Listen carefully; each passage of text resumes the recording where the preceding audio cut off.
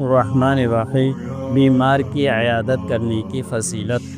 حضرت ابو ہریرہ رضی اللہ تعالی عنہ بیان کرتے ہیں کہ نبی کریم صلی اللہ علیہ وسلم نے ارشاد فرمایا، جب کوئی مسلمان اپنے مسلمان بھائی سے ملاقات یا بیمار پرسی کے لیے جاتا ہے تو اللہ تعالیٰ فرماتے ہیں تو کامیاب ہو گیا اور تو نے جنت میں اپنا ٹھکانہ بنا لی۔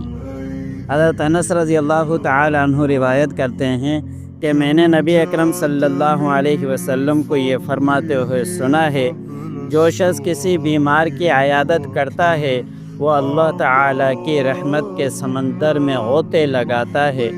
جب وہ مریض کے پاس بیٹھتا ہے تو اللہ تعالیٰ کی رحمت اسے ڈھانپ لیتی ہے۔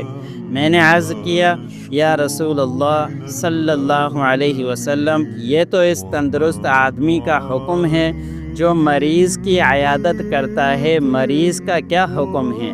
آپ صلی اللہ علیہ وسلم نے ارشاد فرمایا، اس کے گناہ معاف کر دیے جاتے ہیں۔ اللہ عمل کریں۔